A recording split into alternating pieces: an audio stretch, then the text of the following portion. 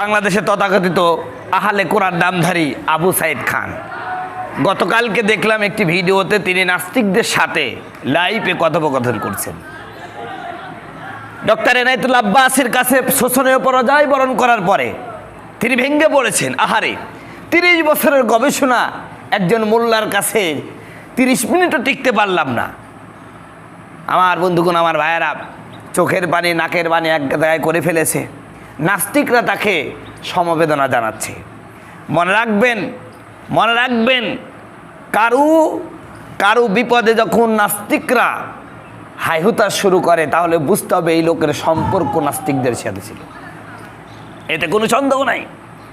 আজ আহলে কোরআনের নাম নিয়া ইনি আসাদ নূর মুফাসসিলদের, তারপরে ওই যে ঝাড়ু মজুমদার, নিঝুম মজুমদারের উত্তরসূরি, ইনি ইসলাম লেবেল লাগাইছে, আহলে কোরআন লেবেল লাগাইছে।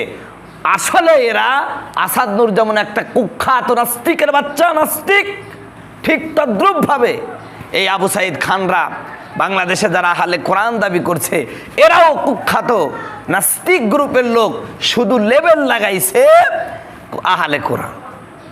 এরা এভাবে করে মানুষকে বিভ্রান্তের পথে মানে দ্রুত ঘোড়ার বেগে ছুটে চলেছে। এজন্য আমাদেরকে সোচ্চার থাকতে হবে। জনগণকে বলবো, আপনাদের মাথায় কি সামান্যতম বিবেক নাই? আপনারা কোন বিবেকে একজন মূর্খ যে ইসলাম বুঝে না, কোরআন বুঝে না, কোরআনের শাব্দিক অর্থ বুঝে না, গ্রামার বুঝে না, অথচ সেই লোকটা ডাক দিল আর আপনারা তার অনুসরণ হয়ে যাচ্ছে? আরে ভাই, কোরআনের পূর্ণাঙ্গ ব্যাখ্যা হচ্ছে হাদিস। আপনি হাদিস ছাড়া শুধু যদি কোরআন মানতে যান তাহলে ইসলামের আপনার কিছুই মানা হবে না। আল্লাহ রসুল সাল্লাল্লাহু আলাইহি সাল্লাম কোরআনের বাস্তব নমুনা হলো আল্লাহর নবী মুহাম্মদ রাসূলুল্লাহ সাল্লাল্লাহু আলাইহি সাল্লামের কোরআন হলো সাল্লাল্লাহু আলাইহি সাল্লাম কোরআনের বাস্তব নমুনা। কোরআন হচ্ছে একটি থিওরিক্যাল নলেজ, আর তার বাস্তবিক নলেজ হচ্ছে, প্র্যাকটিক্যাল নলেজ হলো নবী মুহাম্মদ রাসূলুল্লাহ সাল্লাল্লাহু আলাইহি সাল্লামের জীবন আদর্শ। অতএব রাসূলুল্লাহ সাল্লাল্লাহু আলাইহি সাল্লামের জীবন আদর্শ বাদ দিয়া কখনোই কোনো ব্যক্তি কোরআন মানলে ইসলাম মানা হবে না। আর আপনি যে কোরআন, এটাকে যে কোরআন, এটা যে কোরআন আপনি কোরআন বলছেন, এটাও তো হাদিস দ্বারা প্রমাণিত।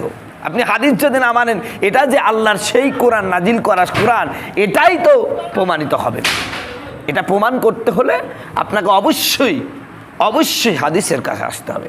সুতরাং আমার বন্ধুগণ, আমার ভাইরা, আপনারা বিভ্রান্ত হবেন না। এই সমস্ত মূর্খ সড়কের পিছনে কেন ছুটেন? বাংলাদেশে বিদগ্ধ উলামায়ে কেরাম আছে। প্রতি বছর গোটা বিশ্বময় কোরআনুল কারিমের প্রতিযোগিতা হয়, সেখানে বাংলাদেশের ছেলেরা 1 নাম্বার স্থান অধিকার করে আসে। অতএব এত মানে এলেমের এত অভাব হয়ে যায় নাই যে ইঞ্জিনিয়ার ডাক্তারের থেকে আপনাদের এলেম নিতে হবে। অতএব হে মুসলমান, যদি বাঁচতে চান, এটা শেষ জামানা। এরকমভাবে অসংখ্য ইমান বিধ্বংসী কর্ম চলতেছে। যদি বাঁচতে চান, আলেমদের সাথে চলেন। আলেমরা আপনাকে বিভ্রান্ত করবে না। হক্কানে উলামায়ে কেরামের সংস্পর্শে আসুন। কোনো ইঞ্জিনিয়ার, ডাক্তার আর জেনারেল পড়া ছেলেরা যতই চটকদার কথা বলুক, এগুলো আমলে নিয়েন না। তাহলে আপনার ইহকালও শেষ হবে, পরকালও শেষ হবে। কারণ আপনি একজন জেনারেল মানুষ, ও যতই নিজে থেকে পড়াশোনা করে ইসলামের এবং এলেমের গভীরে যেতে পারবে না। আমার বন্ধুগণ, আমার ভাইরা, আবু সাইদ খান এরা হলো আসাদ নূর মুফাসসিল, এই সমস্ত নাস্তিকদের দালাল। তার বাস্তব প্রমাণ ওই যে গতকালকে যে ভিডিওটি দেখলাম। আমার বন্ধুগণ, আমার ভাইরা, এই শোষণীয় পরাজয় হওয়াতে একজন দর্শক, মানে তাদের অনুসারী, তাদেরকে একটি কমেন্ট করেছে যে স্যার আবু সাইদ খান, আপনি বিচলিত হবেন না, আপনি দুঃখ পাবেন না, আপনি সূরা আল ইমরানের 200 নম্বর আয়াত অনুসরণ করুন। আমি 200 নম্বর আয়াত বের করেছি, সেখানে বলেছে, হে ইমানদারেরা, তোমরা ধৈর্য ধরো, অটল থাকো, আল্লাহকে ভয় করো, তাহলে তোমরা সফল কাম হবে।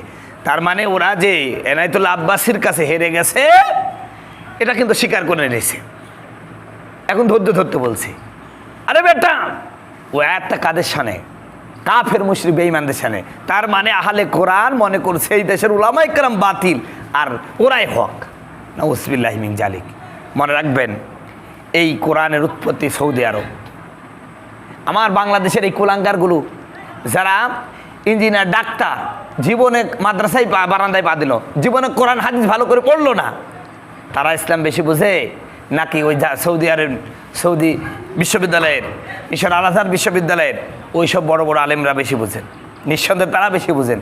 যে তারা আহলে কোরআন হল না, তুমি বেটা মূর্খ, তুমি কেমন আহলে কোরআন হও? অতএব সময় আছে, তওবা করো, কোরআন এবং সুন্নাহ মেনে চলো, ইনশাআল্লাহ ইহকালে শান্তি পাবে, পরকালে